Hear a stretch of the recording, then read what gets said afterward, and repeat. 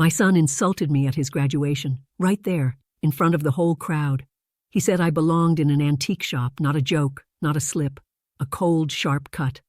I stood frozen, years of love and sacrifice, erased with one cruel sentence. The dress I wore wasn't just fabric, it was a promise, a legacy stitched into every thread. His grandmother made it. She asked me to wear it that day. It carried our family's struggle, pain, and hope. I arrived early. The gym buzzed with pride and nerves. Parents smiled, cameras flashed. But Daniel didn't smile. He avoided my eyes. He looked right through me, like I was invisible, like I was a ghost from his past. He didn't see his mother. He saw a burden. Someone is holding him back. The room grew quiet. He said it loud enough for everyone to hear. You belong in an antique shop. A jab disguised as humor. I didn't cry. I didn't yell. I smiled softly, because I wasn't weak. I chose silence, not weakness. I let the weight of his words fill the room. In my hand, the cold tea sat untouched. Cold tea, a symbol of neglect that doesn't shout, of bitterness that seeps in slowly. I didn't complain. I adjusted. I cooked meals no one thanked me for, stayed up late, waiting for a call that never came, endured the silence growing between us. I never asked for much, but they forgot. Forgot whose name was on the deed. Forgot who paid the bills when money was tight. Forgot the woman who gave up her dreams to build theirs. Daniel thought he had humiliated me, but he only lit a fire. This wasn't just pain, it was the first step toward justice. I didn't raise a child to become a stranger. I gave my best years. They gave me their coldest days. That dress? Back in the closet now, zipped up carefully. No longer pain, just memory. That day, I chose, not to shout, not to crumble, but to plan, to take back my power, quietly, steadily. The auditorium watched. The crowd held its breath. Sometimes silence speaks louder than words. If you've ever been pushed aside by those you gave everything to, you're not alone. Subscribe. This story has just begun. Before the insult, there was a lifetime of giving. I was never a perfect mother, but I gave my all. I cooked. I cleaned. I waited. I didn't complain. I adjusted. When Daniel was small, I worked 2 jobs. Late nights, early mornings, the kind of tired that doesn't go away. I gave up my space, my peace, all for him. Every scraped knee, every late-night fever, I was there. I packed his lunchboxes, helped with homework even when my head was pounding. I sacrificed more than most would see, because love isn't flashy. It's quiet, invisible to those who don't look closely, but it builds layer by layer. When his father left, I stood stronger. I didn't crumble. I didn't whine. I became both parents. I gave him stability in a world that felt broken. Money was tight, but love was endless. I wore that old coat every winter because I refused to buy new clothes, so he could have shoes that fit. I drove him to practice, then to school, then to friends' houses. I missed my own dreams because his came first. I gave him my best years. They say mothers forget themselves. I didn't forget. I buried myself under duty and care. That dress I wore at his graduation, his grandmother made it. It wasn't just fabric. It was hope stitched through generations, a symbol of everything we endured to get him that far. I looked at myself in the mirror before the ceremony, saw a woman who had carried a family on tired shoulders, who'd lived 1,000 quiet battles, and yet that woman was invisible to Daniel. He saw only the past, a burden holding him back. His words cut deep, but the pain wasn't new. It was the last straw in a long silence. He forgot whose name was on the deed, forgot the years of sacrifice hidden behind closed doors, forgot the nights spent worrying instead of sleeping, forgot the countless times I swallowed my pride. He forgot who raised him. I didn't raise a child to turn into a stranger. The cracks had been forming for years. Little moments, dismissed texts, missed calls, eye rolls, his cold shoulders, the growing distance. I tried to bridge the growing distance with love. It was like watching a slow fade. a photo losing color. But I held on. I hoped. I waited. Because that's what love does, even when it hurts, even when it's silent. I didn't expect the graduation to be the battlefield. But life has a way of revealing truth in moments. That dress was my armor. Not against him, but for me. To remind myself who I was beneath his harsh words. I gave him late nights, missed meals, debt, silence, and love. I gave him trust. And what did I get? Shame at his own graduation. It wasn't just about a dress. It was about everything he refused to see. I chose silence because I knew I had to be stronger than the pain. I wasn't weak. I was calculating, because sometimes quiet strength speaks louder than rage. The silence grew heavier. Daniel didn't just forget. He turned away. Calls went unanswered. Texts ignored. I waited by the phone, hoping, praying. But the distance wasn't just physical. It was a wall, cold, thick, unyielding. I didn't complain. I adjusted. Again. He stopped sharing, stopped asking, stopped needing me. The boy who once ran to me with scraped knees now barely glanced my way. It wasn't a rebellion. It was rejection. The cruelest kind. At family dinners, his silence was louder than words. His eyes were fixed on the screens, not me. The warmth I gave met frost. He invited his girlfriend to our home, but never me to theirs. He forgot whose name was on the deed. I was just Mom, not the woman who worked through nights to keep us afloat, not the one who sacrificed dreams to build his future. He took the house for granted, like it was his birthright. I gave him trust. He gave me cold shoulders. Then came the insults. Quiet at first, sharp and unexpected. You don't understand me. You're stuck in the past. Words like knives, cutting deeper than he knew. I never shouted back. I didn't raise a child to turn into a stranger, but he acted like I was the enemy. The turning point came the day before graduation. He told me the dress was embarrassing. That made him look unstable. He said it in front of friends, laughed with them. And I stood there, silent, broken inside but holding on. That dress was more than fabric. It was a symbol of every struggle, every tear, every sacrifice. He saw only shame, not the love woven in. I realized then, he didn't just disrespect me, he disrespected everything I stood for. The hard work, the quiet battles, the late nights. I didn't ask for much, just respect, just acknowledgement, but he was blind to it all. The rejection turned to rage. He stopped coming home early, stayed out late with friends. I found empty bottles in his room, found signs of a young man lost. I didn't give up. I didn't scream. I chose silence, not weakness. I watched him spiral, watched him push away the very people who loved him most. Friends started to drift, even his girlfriend. She said I was the problem. She said I was controlling, but I was only trying to hold on. I gave him my best years. They gave me their coldest days. The graduation day came with heavy clouds, not just in the sky, but in my heart. The moment I dreamed of, my son crossing that stage, was tainted. By his words, by the way he looked at me, like I was a stranger, like I was the villain in his story. And maybe in his eyes I was. But I still loved him, still hoped he'd see the woman behind the mom, the woman who never gave up, the woman who waited in silence, ready to fight, not with anger, but with truth. That day, something inside me shifted.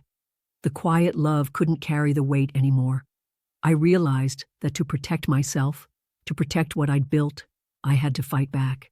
Not with noise, not with anger, but with dignity. The cold wasn't just in the house anymore, it was in my heart. Daniel disappeared, not physically, but in every other way. He was there but gone, present but distant. The silence between us stretched like a canyon. I cooked his favorite meals, left them on the table. He didn't touch them. He didn't even thank me. I cleaned his room, kept it tidy. He trashed it again the next day. He ignored my calls. He ignored my texts. He ignored me. I gave him everything, my time, my patience, my love, and all I got was distance. The invitations stopped coming. No more talks about his dreams. No more, "Mom, look what I did." He locked me out, locked me away. The phone would ring. I'd hope it was him, but it was never him. His girlfriend texted once or twice, polite, strained. Daniel's worried. We're worried. Is everything okay? I didn't respond. Not yet. I needed to see how far this would go. The isolation wasn't accidental. It was deliberate. A punishment. For what? For standing my ground? For not giving in to demands? I didn't raise a child to turn into a stranger. But that was exactly what he was becoming. Friends whispered. Neighbors noticed. Is everything all right? I smiled, nodded. But inside, I was unraveling. The quiet rejection cut deeper than any fight. No yelling, no tears, just cold shoulders and silence. The graduation was a week away. I watched Daniel prepare, not with excitement, with dread. He barely spoke to me. His eyes held anger, resentment. He blamed me for everything, his plans, his dreams, his future. They forgot whose name was on the deed, I whispered to myself. I gave him a home, a safe place, a foundation. He treated it like a given, like it was owed, not earned. The day before graduation, he lashed out. Mom, that dress you want me to wear, it makes me look bad. His words stung, sharper than any slap. He wasn't just insulting a dress, he was insulting me. All I stood for, all I sacrificed. I didn't complain, I adjusted, I swallowed my hurt. But that night, I cried, not for me, for him, for the boy I loved who was lost. The next morning, I found a note on the kitchen table, not from Daniel, from his girlfriend. Daniel's scared, it said. She says you're making things worse. I folded the note carefully, put it away. I wasn't making things worse. I was holding on to what was left of my dignity, holding on to the hope that he'd come back. But the harder I held on, the more he pulled away. The house felt emptier. The silence is louder. I kept the dress, folded it, zipped it up. Not a symbol of shame, but of endurance. I gave them my best years. They gave me their coldest days. The betrayal wasn't just loud, it was quiet, steady, relentless, and I knew something had to change, because love without respect is pain, and I refused to live in pain. The silence grew louder. It wasn't peaceful anymore. It was a wall, a barrier, between Daniel and me. Every day, I waited for a sign, a word, a glance, anything, but it never came. I sat at the kitchen table, coffee cold, phone silent. His chair is empty. My heart is heavier. I didn't complain. I adjusted, but inside, the weight pressed down. The dinners went uneaten. The rooms stayed locked. I cleaned what no one cared about, wiped tears behind closed doors. I gave up my space. I gave up my name. I gave up my place in their hearts. For what? For silence? For being invisible? His girlfriend stopped texting. Calls stopped too. Just empty space. I watched from the sidelines, watching Daniel, watching him slip away, not from drugs or bad habits, no, from me, from the family I tried to hold together. I saw him with his friends, laughing, living, like I was a ghost, like I never existed. I thought about the past, every sacrifice, every sleepless night, every missed meal. I gave him my best years. They gave me their coldest days. I didn't raise a child to turn into a stranger. But that's exactly what happened. The dress I wore to his graduation, he still blamed me for it, for making him look bad. He didn't see the meaning behind it, the memories stitched into the fabric, the late-night sewing patches, the strength it represented. He only saw shame, embarrassment. That was his version of love, a love I couldn't understand. I wanted to shout, to scream, to demand that he see me. But I chose silence, not weakness, because sometimes silence is louder than words. It's a shield, a statement, a line drawn in the sand. I started to realize something. This wasn't just a phase. It wasn't a fight to be won. It was a battle for my dignity, for my self-respect, for justice. He forgot whose name was on the deed. He forgot who gave him a roof, who gave him a future, who never asked for much, just love, respect, gratitude.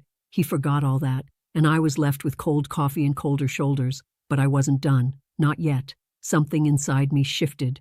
The hurt turned to steel. The pain turned out to resolve. I began to plan, quietly, methodically, slowly reclaiming my power, not with shouting, not with tears, but with calm, calculated action. Because revenge isn't about cruelty, it's about justice, it's about balance, it's about making the wrong right. I'd been betrayed, but I wouldn't break. I chose silence, not weakness. And now it was time to fight back, to show him, to show everyone, that I still had control, that I still had dignity, that I wasn't just the woman who stood there and took it. I was the woman who would rise, who would reclaim her life, her heart, her home. The next move was mine, and I was ready. The house was quieter than ever, but inside me a storm was brewing. I wasn't the woman who would sit and suffer anymore. Something changed. A line was crossed. That day. The day I realized the fight wasn't just about Daniel. It was about me, my worth, my dignity. I stopped waiting for apologies, stopped hoping for understanding. Instead, I started planning. Slow, deliberate, silent. The first step was small, almost invisible. A cold cup of tea was left on his nightstand. Not forgotten, not ignored, but a message. Cold tea, neglect. He'd felt it. I knew. I didn't say a word, because I didn't have to. Action spoke louder than that. I watched him, saw the confusion in his eyes, the cracks in his mask. He thought he'd won. But the truth was, I was winning too. I didn't raise a child to be taken for granted. But I also didn't raise a child to break me. I gave him 18 years of love, patience, and sacrifice. And now, it was time to give myself the same. I started by reclaiming my space, rearranged the house, closed drawers he never opened, locked away memories he never cared for. The dress? It went back into the closet, not as a weapon, but as a symbol, a reminder of strength, of endurance. I wasn't bitter. I was balanced, cold but calm. I chose silence, not weakness. The neighborhood saw less of him. The phone rang less. The excuses stopped. I stopped enabling. I stopped covering. Because enabling pain doesn't heal it. It just hides it. And I wanted healing, real healing. I started volunteering at the library again. I read more. I drank my coffee slowly, on the porch, alone, but peaceful. He was slipping away, and it wasn't because I pushed him. It was because he refused to grow, to face the consequences, the truth. I began documenting, not for revenge, for protection, for clarity, for justice. Every missed call, every ignored message, every moment of disrespect, all logged, not to hurt him, but to remind myself that I deserved better, that I wasn't invisible. I remembered the phrase. They forgot whose name was on the deed, not just a house, but my life, my sacrifices, my soul. I wasn't a prop, not a ghost. I was the woman who carried us all. And now I was carrying myself. That quiet spark turned into a flame, not a wildfire, but a steady burn. Enough to light my way, enough to show him, and everyone else, that I was still here, still standing, still proud. It started with a letter, not a shout, not a plea, just words on paper. I didn't send it right away. I folded it, put it away. A reminder that I wasn't powerless, that I was choosing my battles. The first act of strength was silence paired with resolve. I stopped answering his calls, stopped reading his messages, not out of anger, but out of self-respect. I refused to be his safety net, his backup plan, his forgotten support. I gave him space to see what he'd lost, to feel the weight of his choices, to face the cold truth. I didn't complain. I adjusted. He showed up one day at the kitchen window, knocked sharp, rapid, too familiar. I opened the door. No words, just a tired boy in a hoodie he hadn't worn since high school. His eyes held panic, not love, not regret, just fear, the fear of someone who realizes the safety net is gone. I let him in, sat quietly, let him speak first. "Why would you do this to me?" he asked. I raised an eyebrow. "Do what? Cancel the trust? Return the necklace? Ghost you?" He looked angry. "Mom, you embarrassed me. You humiliated me at my graduation." I calmly said, I wore that dress because your grandmother asked me to, because it was a symbol of everything we endured to get you there. He laughed bitterly. You just had to make it about you. But I saw through him. He didn't come for apologies. He came because he lost a shortcut, because he thought life owed him more than effort. You didn't lose your future, I said. You lost your shortcut. Silence, then a whisper. So that's it? No, I stood up. That's justice. He left without slamming the door. That was his version of maturity. Or maybe just fatigue. And I didn't hear from him for a long time. No more frantic calls, no more pleading texts, just quiet, peaceful. If you've ever felt pushed aside by the people you gave everything to, you're not alone. Subscribe. Because sometimes the strongest voice is silence. After the storm of confrontation, the calm settled in. But calm didn't mean weakness. It was a new battlefield, one where I held the map and the moves. I started small, almost invisible. The necklace returned. The trust fund is frozen. But that was just the surface. Underneath, I rebuilt the boundaries I never had the courage to enforce before. I stopped cleaning up his messes, not out of spite, but because I needed to reclaim my peace. Cold tea sat untouched on the kitchen table, a symbol of neglect, yes, but also a symbol of my refusal to pour myself into empty cups anymore. I no longer answered when he called late at night, trembling with panic, begging for favors. He learned fast that I wasn't the safety net anymore. I watched him stumble, not with joy, with quiet satisfaction. I gave my best years. They gave me their coldest days. It was time they understood what I had endured. The broken heater in the living room, left unrepaired for weeks, was no accident. It mirrored the emotional freeze I'd been living with. I sat by the window, watching life outside while my house stayed cold, untouched by warmth. I chose silence, not weakness. At the same time, I started to organize my own life, volunteering at the library again, reconnecting with friends I'd set aside. Those small acts were my rebellion, my way of saying I still mattered. They forgot whose name was on the deed, so I reminded them quietly by paying the bills myself now, by keeping control of my own finances, by rewriting the rules they assumed would never change. Each time he showed up, hoping for a shortcut, a favor, a fix, I held my ground. No more whispers behind closed doors, no more pretending everything was fine. The faded photo on the mantelpiece, the one of my late mother, watched over me like a silent witness. I wasn't just fighting for myself anymore. I was fighting for the dignity she taught me to keep. The strategy wasn't about humiliation or revenge. It was about reclaiming respect. I didn't raise a child to turn into a stranger, and if that meant stepping back, standing firm, and letting time do the talking, so be it. I watched his panic fade into frustration. I saw the cracks in his confidence widen, but I stayed steady, because strength isn't loud, it's patient, it's deliberate, and it's unshakable. I had given everything. Now it was time to take back what was mine, piece by piece. This was just the beginning. The quiet war had started, and I was winning. The strategy deepened. No grand gestures, no shouting matches, just calculated moves in silence. I wasn't the desperate mother anymore. I was the calm force no one expected. I started tightening control, subtle but firm. First, the accounts. I shifted everything to accounts that only I could access. The money that once flowed like a river to him slowed to a trickle. He complained, of course, tried to guilt me with those familiar words. I need it. Or, you're ruining my future. But I saw past the excuses.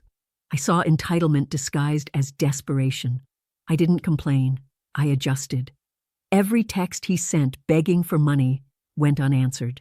Every call left to ring. I was teaching him something important. You don't get to burn bridges and expect a free ride. I documented everything, every interaction, every failed promise, every insult, not for revenge, but for clarity, for protection. If this escalated, I'd be ready. Meanwhile, I focused on myself. I joined a book club, made friends with women who had also been overlooked and underestimated. Together, we shared stories of pain and quiet triumph. They reminded me I wasn't alone. At home, the cold tea sat longer, and the broken heater remained untouched. These weren't acts of neglect. They were symbols of the emotional distance I had finally set. I cooked less for him, not out of cruelty, out of self-respect. He could learn to fend for himself. The house that once echoed with silent resentment now carried a calm, steady rhythm. I stopped waiting for apologies. Instead, I waited for change. And I watched how my silence rattled him. He tried to show up with new excuses, new girlfriends, new promises. But I was unmoved. I gave up my space. I gave up my name. I gave up my place in their hearts. Now, I was reclaiming all three. At one point, he demanded the necklace back. His lucky charm, he said. I smiled quietly and told him no. That necklace wasn't about jewels. It was about respect, something he lost the moment he disrespected me. He stormed out, but I didn't flinch. I chose silence, not weakness. The power wasn't in his anger or his insults. It was in my refusal to engage in the chaos. This was no longer about money or graduation dresses. It was about dignity. It was about justice. And I was determined to see it through. The quiet power play was underway. No fireworks, no shouting. Just steady, unbreakable moves. I wasn't just reclaiming my life. I was rewriting the rules. The first move, legal. I consulted a lawyer, not to start a war, but to build a shield. I learned my rights. I understood the paper trail I needed, the protections I deserved. He'd burned bridges. Now those bridges would keep him out, not trap me in. Every document I gathered was a piece of armor. A faded photo here, a bank statement there. Locked drawers held secrets, but I wasn't hiding anymore. I was preparing. The lawyer was clear. I didn't have to tolerate disrespect or financial irresponsibility. I had a voice, and I intended to use it. Meanwhile, at home, the atmosphere shifted. The cold tea sat on the table longer, not from neglect, but because I was no longer pouring for someone who drained me dry. The broken heater remained untouched, a symbol of the chill that had crept into our relationship long ago. But I wasn't bitter. I was strategic. I cooked meals for myself, simple and nourishing. I filled my evenings with books, laughter from new friends, and quiet moments of peace. He tried to invade this space, calls at odd hours, messages pleading for forgiveness, for cash, for mercy. I stayed silent. No reply. No guilt. Just patience. This silence was louder than any argument. It said, I see you. I hear you. But I'm not here to be your safety net anymore. I focused on rebuilding my identity outside of motherhood. I volunteered at the library. I joined that book club. I learned to love myself again. The house, once filled with tension, now echoed with calm. And slowly, he realized the cost of his actions. Not because I told him, because I showed him. I gave them my best years. They gave me their coldest days. But now, the cold days were mine to own, mine to control. I wasn't a victim. I was a strategist. The graduation dress? It stayed in the closet, zipped up carefully. No longer a source of shame or pain, just a memory, a symbol of endurance. Every step I took was about reclaiming respect. I didn't raise a child to turn into a stranger. That was the bitter truth. But I also didn't raise myself to be anyone's doormat. The strategy wasn't just about stopping him. It was about protecting myself, about honoring every late night, every sacrifice, every silent tear. He thought the necklace was a trinket. I knew it was a symbol of trust, now broken. When he demanded it back, I refused. That refusal wasn't cruel. It was justice. It was accountability. I had chosen silence, not weakness, and in that silence I found strength. This was my story now, not one of shame, not one of defeat, but one of quiet power, one calculated step at a time. The moment had come, not a shout, not a scene, just cold, precise moves that hit harder than any scream. I wasn't out for petty revenge. I was delivering justice wrapped in dignity. The plan was simple: expose the truth, protect what was mine, and watch as the balance shifted, without losing my soul. First, the legal documents were signed. The house, the deed, the assets, all secured, all protected from someone who forgot whose name was on the papers. He thought he had control. He thought trust was a guarantee. He was wrong.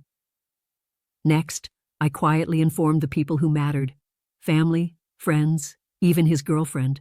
Not to start drama, but to clear the air, to show the facts. No exaggerations, no blame, just the truth. I didn't complain. I adjusted. I explained what had happened in calm terms, how I had given years, late nights, missed meals, and silent love, how I had waited, hoped, and finally chose to stop. I watched their eyes shift, some shocked, some understanding, most respectful, because they saw the dignity I refused to lose. And then the most powerful moment, the graduation day. He showed up again. This time I was ready. No emotional outburst, no humiliation, just a quiet presence that said, "I'm still here, stronger." When he insulted me again, this time the crowd heard, not with my voice, but through the echoes of every sacrifice I made. The silence spoke louder. The crowd's eyes held the weight of every whispered secret, every hidden pain. I let them see, I let them know, not to mock, but to reclaim, to draw a line, to say, "I gave you my best years, and I demand respect." His shock was palpable. He realized then that I wasn't the weak woman he'd thought. I wasn't the broken mom wearing a dress to shame him. I was the storm he couldn't control, the calm before a reckoning, and that reckoning was just beginning. I refused to let anger rule me. Instead, I chose quiet power. He was losing his shortcut. I was gaining my peace. The dress wasn't about shame. It was about survival, a symbol of everything we endured, everything he dismissed. He thought the dress was the problem, but the problem was his sense of entitlement, his disrespect, his failure to see what I sacrificed. As he stumbled through his excuses, the crowd saw the truth. Not the spectacle, not the gossip, just raw reality. And in that moment, I reclaimed my dignity. I didn't raise a child to turn into a stranger, but I also didn't raise myself to accept betrayal. The quiet revenge was real, legal, clean, unshakable. I let actions speak louder than words, because sometimes the most powerful revenge is the one you don't yell about, the one you execute with grace, the one that changes everything without losing yourself. After the graduation day showdown, nothing was the same. The silence that followed wasn't empty, it was loaded with meaning, loaded with change. I'd made my move, calm, controlled, undeniable. But the real work was just beginning. Revenge doesn't have to roar, it can whisper. It can unfold like a tide, slow and relentless. I began to rebuild the narrative, not with noise, but with subtle power plays. First, I tightened my circle. No more blind trust, no more second guessing. I let only those who truly cared know the whole story. Family members who stood with me, friends who saw the truth without judgment, those who respected my silence and my strength. It wasn't about making enemies, it was about protecting myself. Every phone call from him, every text, I let go unanswered. Not out of cruelty, but because I chose silence, not weakness. I wasn't going to be baited into drama. Instead, I watched and waited. His panic was growing. His once frantic calls turned into desperate texts. His girlfriend's messages stopped. Even his friends began to drift away. Why? Because the mask was slipping. The son who once felt entitled to everything was facing reality, and I was the quiet force behind that reckoning. I organized my affairs meticulously. Financial advisors, legal consultants, all working behind the scenes.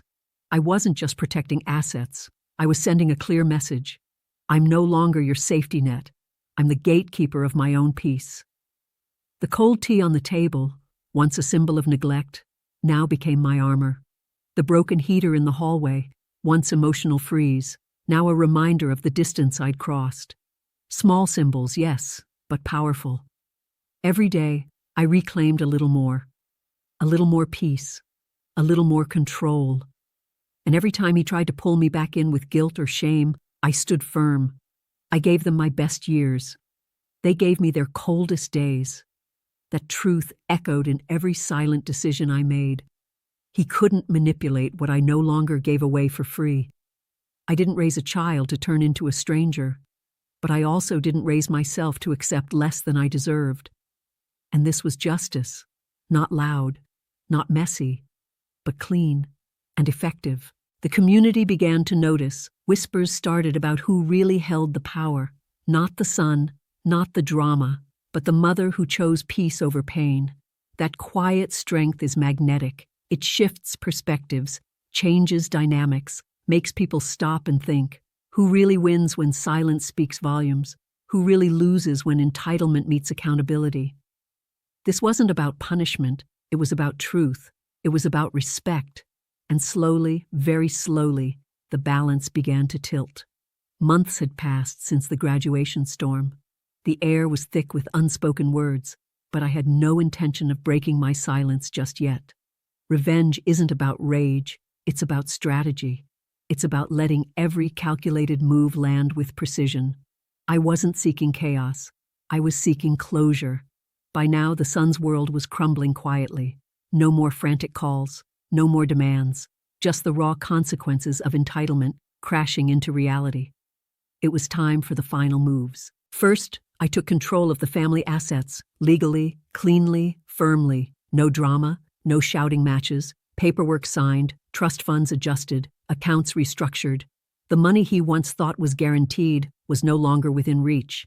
That safety net was gone, and he had to learn to stand on his own 2 feet.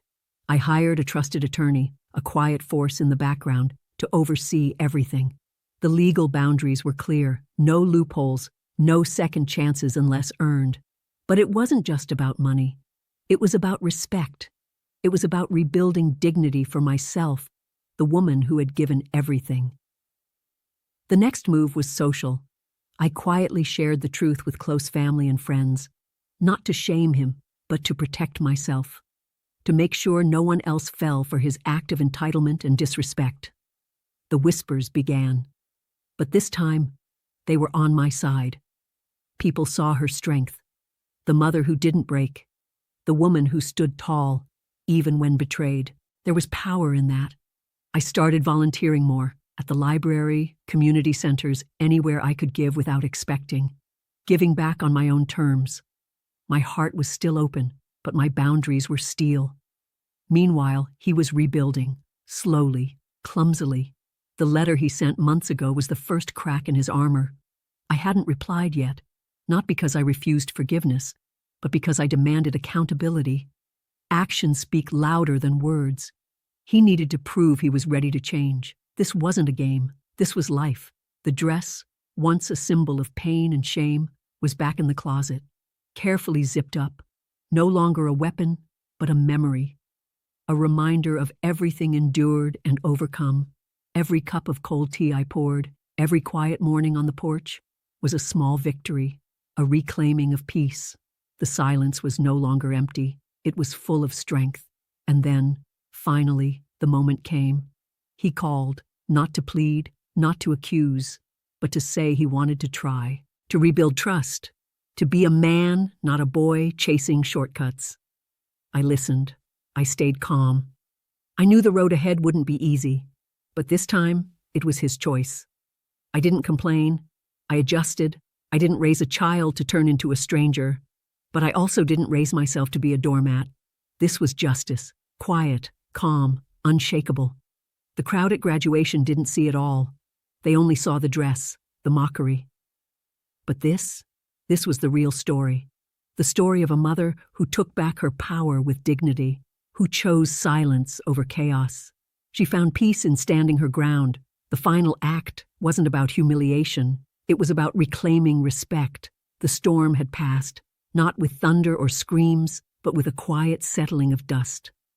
The house was calm again. The echoes of betrayal faded into the walls, replaced by something stronger, a new kind of peace. It wasn't instant. Peace never is. It was earned. By every cold morning, I refused to cry. By every cup of tea I drank alone on the porch, learning to savor silence. By every step I took away from the chaos that once defined my days. I didn't rush it. I let it come, slowly, like the dawn breaking through a long, dark night. The house, once filled with tension and unspoken accusations, softened.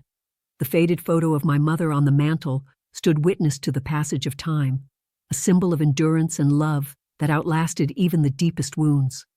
I put the dress back in the closet, carefully zipped it up. It no longer carried shame or anger. It was a memory, a chapter closed. My son's absence from my life was still a hollow ache, but it was quieter now, replaced by a steady resolve. I didn't raise a child to turn into a stranger. That truth haunted me. But I also knew I didn't raise myself to be a doormat. I gave them my best years. They gave me their coldest days. But I chose silence, not weakness. Strength doesn't always roar. Sometimes it's the steady pulse beneath the surface, the calm in the eye of the storm. I found myself volunteering more, giving not because I needed anything back, but because I had something to offer. The community library became my refuge, a place where I gave time and attention without expectations. Each conversation, each small smile from a stranger, helped rebuild my heart. The cold tea no longer symbolized neglect, but resilience. The broken heater, fixed now, was a metaphor for mending what once felt frozen and lost. I stopped waiting for apologies, for calls, for signs. I stopped hoping he would change overnight. Instead, I focused on myself, on reclaiming my life, my dignity. I knew forgiveness wasn't immediate. It wasn't a gift to give lightly. Accountability was the foundation. Without it, forgiveness is just a word. The letter he sent months ago, messy, rambling, still hung on my fridge. A reminder that maybe, just maybe, he was starting to understand. I didn't lose the money, Mom. I lost your trust. Those words held weight, but trust isn't given freely. It's earned, day by day, step by step, and I'm ready to watch him try. But on my terms, not because I need to, but because I choose to. Because I am no longer the woman who waited silently in the shadows. I am a woman who stood tall, who reclaimed her story, who found her voice, not in anger, but in quiet strength. The crowd at graduation saw a dress. They saw a moment of mockery. But this is the real story, of love tested by fire, of betrayal met with grace, of a mother who lost much, but found herself. The journey has been long, winding through pain, betrayal, and quiet suffering. But here I stand, stronger, clearer, unshaken. The silence that once felt like emptiness now feels like freedom. I didn't just survive. I thrived. I gave my heart to my son, yes, but I kept my dignity for myself. That was the line I refused to cross. The dress, once a symbol of humiliation, now rests quietly in the closet. A memory, not a chain. I learned something powerful on this path. Justice is not about revenge. It's about balance, restoring what's been broken. Not with anger, but with quiet strength. I didn't raise a child to turn into a stranger. That pain lingers. But I also didn't raise myself to be erased. I chose to reclaim my life, not by fighting louder, but by standing taller, by setting boundaries, by demanding respect from him and from myself. The letter he sent, the first honest words in months, showed me a glimpse of hope. I lost your trust, and I want to earn it back. That's all I needed to hear, not a promise, not an apology, just the will to try. Because trust isn't a gift, it's earned with time and effort. I'm ready to watch him rebuild, but only if he's willing to walk the hard road. Because I believe in accountability, and I believe in second chances when they are deserved. The peace I found wasn't given to me. It was built, brick, by choosing myself, by refusing to be invisible, by learning that sometimes the loudest voice is silence. The story you've watched isn't just about a dress, or a graduation, or a moment of shame. It's about every quiet battle fought behind closed doors, every silent tear shed in the night, every time someone you loved took more than they gave. And still, you kept going. That's a strength. That's resilience. That's a mother's love. Complex, fierce, and unbreakable. So here's my final truth. If you've ever been betrayed by someone you gave everything to, if you've ever felt pushed aside, unseen, unvalued, you are not alone. Your story matters. Your strength matters. Your voice matters. This journey has taught me one thing. Peace comes not from others, but from within. I found my voice in the silence and my power in the stillness. Now it's your turn to stand tall, to reclaim your story, to rewrite the narrative with courage and grace. Because no matter how dark it gets, the dawn always breaks. And so will you. If this story touched you, if you felt the sting of betrayal or the weight of silence, subscribe now. Join a community of fighters who turn pain into power. Because you deserve to be heard. You deserve to find peace. And you deserve to rise. Hit that subscribe button.